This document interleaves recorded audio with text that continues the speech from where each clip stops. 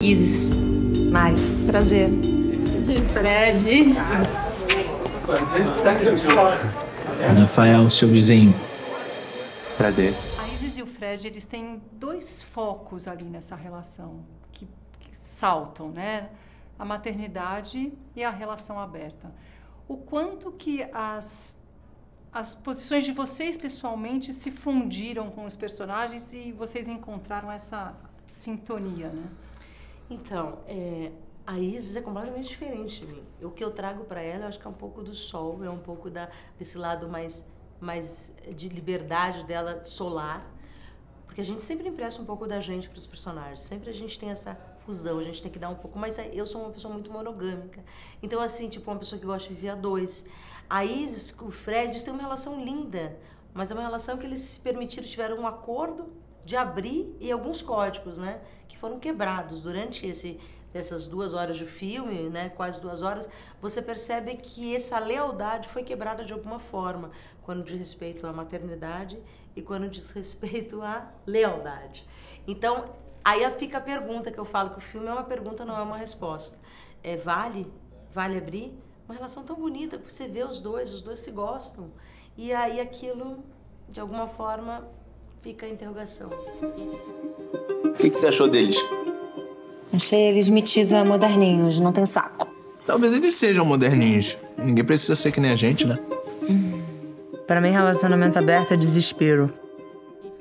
Mas não é exatamente o acordo da não monogamia que quebra essa parceria deles, né? É outro tipo de deslealdade. Exato. Que a Isis recebe, assim, e o que qualifica a pergunta sobre traição, né? O que é traição, né?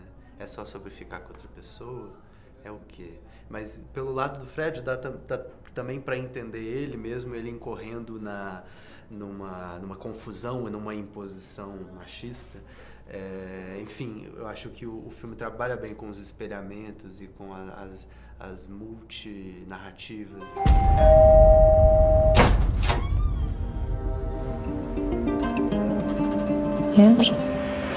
É curioso que ele não é feminista, porque ele não panfleta, mas ele é feminino, né? Ele não é machista, porque ele não levanta o machismo, mas ele faz a gente observar o machismo na mulher e no homem. Eu queria entender esse cuidado que engrandece tanto esse filme, de não cair, né, nesses estereótipos, de vocês falarem das coisas observando e não escancarando. Eu acho que o roteiro do filme, ele não quer ser uma tese, né? Eu acho que ele não quer ensinar coisas para as pessoas, né? Eu acho que ele é um filme que quer, através da experiência e da sensação, trazer reflexão para o espectador. Então, acho que o que a gente buscava o tempo inteiro era construir situações verossímeis, era encontrar dentro desses dois casais relações muito verdadeiras, assim, né, que provocassem identificação, porque eu acho que quando a gente se identifica com o personagem, quando a gente se sente representado, eu acho que isso é que é transformador, né? Isso é que faz a gente olhar para a nossa própria vida e se colocar perguntas, assim. Quando às vezes, acho que dependendo, né, se você aponta a mão na cara do espectador, às vezes você distancia ele. Eu acho que o nosso filme, ele está justamente buscando te dar a mão, assim, e vamos pensar junto. Ele é uma proposta de reflexão, mais do que de entregar respostas, sabe? Eu devia estar no restaurante. Eu tô exatamente onde eu devia estar. Você tem 5 minutos ali da sua conversa com a mãe, né, da conversa da Mari com a mãe, que aqueles 5 minutos, para mim, explica tudo, né? Porque você vai entender, e me corrija,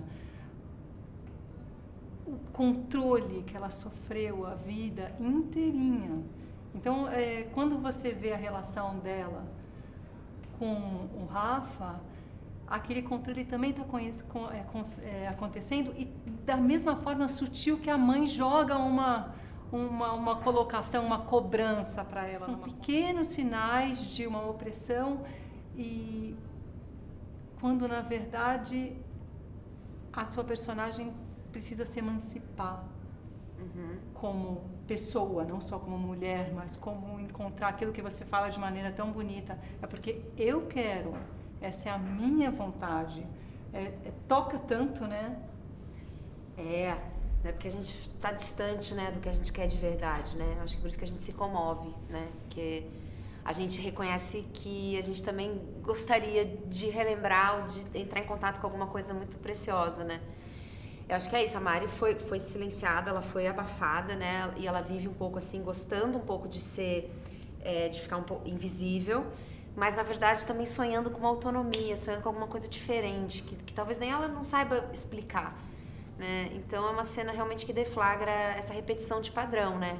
De uma pessoa que não tem consciência, que está repetindo, né? Que a gente faz muito isso, a gente às vezes tira os pais e coloca alguém para estar junto com a gente no nosso lado, que não está ao lado, que está em cima, né? Que tem uma relação hierárquica.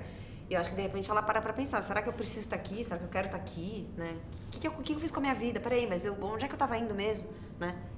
Eu acho que nessa relação familiar tem uma sensação de desamparo, né? E que eu acho que esse marido, esse companheiro, traz esse amparo para ela, né? Só que esse amparo vem com um preço um pouco alto. Porque ele se dá numa relação de poder, porque ele se dá numa relação onde ele é o provedor, né?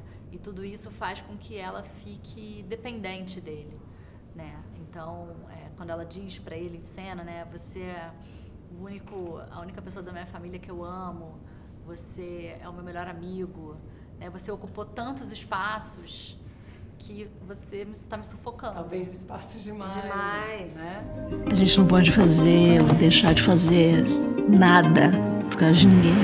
Uma outra palavra que eu acho muito forte aqui é mentira. Ela começa, as relações estão tão resolvidas e de repente a mentira começa a rondar esses casais. Forma. E quando você tem um relacionamento, como que você lida com isso? Como é um relacionamento saudável nos tempos de hoje, sem mentira? É quase impossível. É quase impossível, porque você está escrevendo por uma pessoa no Instagram, você está dialogando com alguém, isso aqui é traição? Ou é traição você tá saindo com o vizinho? Sabe assim, o que é traição? Então o filme fica... É essa pergunta mesmo que fica. Ou não prestar atenção no que você falou. É uma coisa banal que todo mundo incorre. Mas é uma camada de deslealdade muito pequena. Muito! Micro. Mas você não me ouviu. Você não me ouviu.